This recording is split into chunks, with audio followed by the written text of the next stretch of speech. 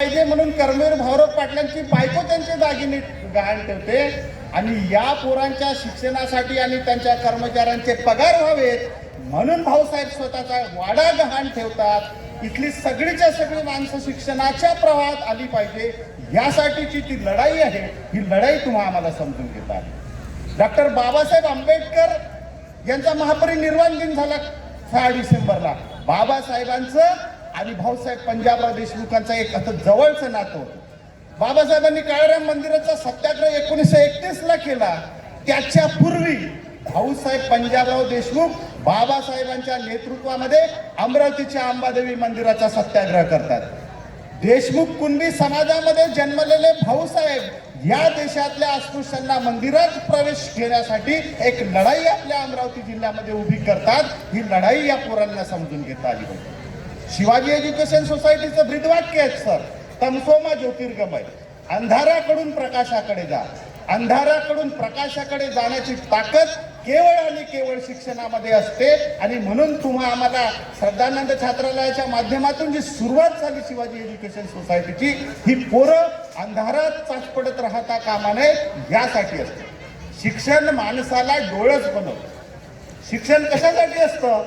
माणसाचं रूपांतर कर्मचाऱ्यात करणे यासाठी शिक्षण नसतं। शिकलो, मोठा झालो, नोकरी लागली, नोकरीवाली बायको केली, मोठा टीव्ही आला, बंगला आला आणि समाज खड्ड्यात गेला यासाठी शिक्षण नसतं। आपल्या महापुरुषांनी शिक्षणाचा वापर समाजाच्या परिवर्तनासाठी केलेला होता। भाऊसाहेबांनी ही लढाई शेतीच्या क्षेत्रातली असेल, शिक्षणाच्या क्षेत्रातली असेल, सामाजिक समतेच्या क्षेत्रातली सुद्धा असेल, ही ताकदीने लढली आहे। त्यांनी त्या काळामध्ये जात पात धर्म याच्या पलीकडे जाऊन आंतरजातीय विवाह केलेला आहे। आणि ही अशी मोठी माणसं या भाऊसाहेबांच्या शिक्षण संस्थेमध्ये तुम्ही शिक्षण घेतात, त्यासाठी तुम्ही खऱ्या अर्थानं तुमच्यासाठी ही मोठी संधी आहे की मी कुठल्या शिक्षण संस्थेमधून 10वा वर्ग झालो, तुमची मान गर्वानं ताठ होईल की मी रयतमधून झालो, मी शिवाजी शिक्षण संस्थेमधून झालो।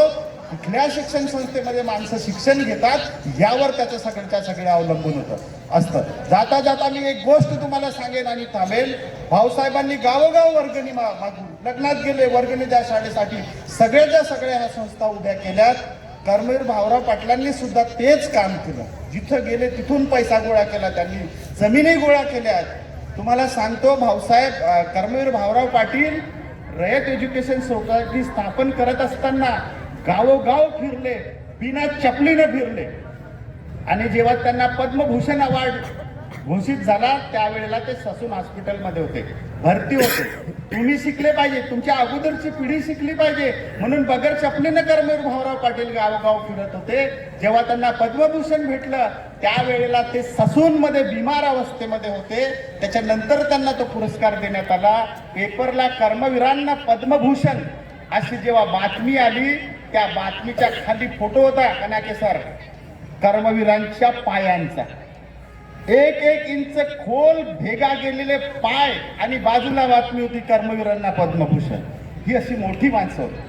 भाऊसाहेब असतील, कर्मवीर अण्णा असतील, बाबासाहेब असतील, गाडगे बाबा असतील, तुकडोजी बाबा असतील, शाहू महाराज असतील, इथे सावित्रीमाईंचा फोटो आहे। ही सगळीच्या सगळी माणसं तुमच्यासाठी स्वतःच्या हाडाचं पाणी करत होती आणि म्हणून शिवाजी एज्युकेशन सोसायटीचं जे ब्रीद असेल की आपल्याला अंधाराकडून प्रकाशाकडे जायचं आहे, सध्या प्रकाशावरती अंधाराचं अतिक्रमण होताना मला दिसतं।